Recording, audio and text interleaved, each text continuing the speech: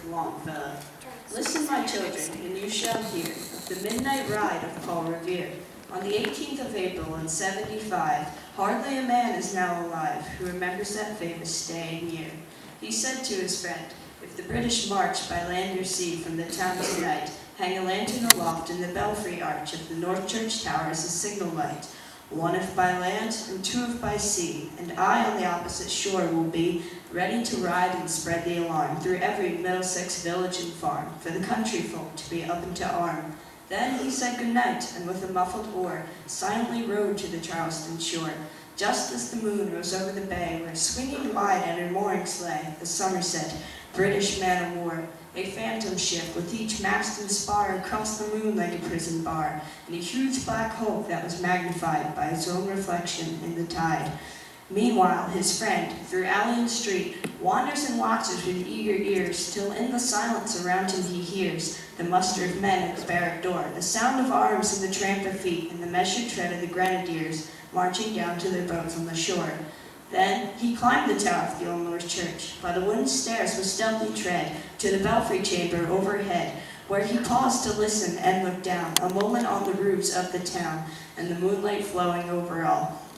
Beneath in the churchyard lay the dead, in their night encampment on the hill, wrapped in silence so deep and still that he could hear like a sentinel's tread the watchful night wind as it went, creeping along from tent to tent, seeming to whisper all is well.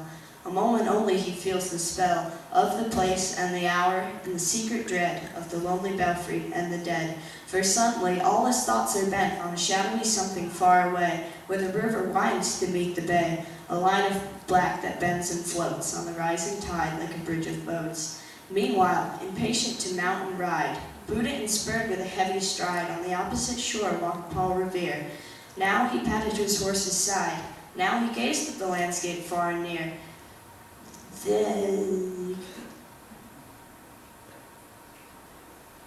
Then, impetuous, stamped the earth, and turned and tightened his saddle girth.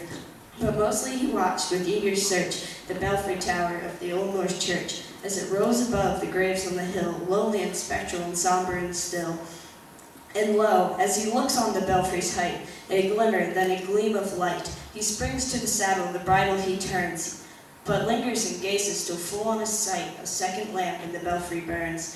A hurry of hoofbeats in the village street, and beneath a shape in the moonlight, a bulk in the dark, and beneath from the pebbles in passing a spark, struck out by a steed flying fearless and fleet. That was all. And yet through the gloom and the light, the fate of a nation was riding that night, and the spark struck out by the steed in his flight kindled the land to flame with its heat. He has left the village and mounted the steep, and beneath him, tranquil and broad and deep, is the mystic, meeting the ocean tides. And under the alders that skirt its edge, now soft in the sand, now loud on the ledge, is heard the tramp of his steed as he rides.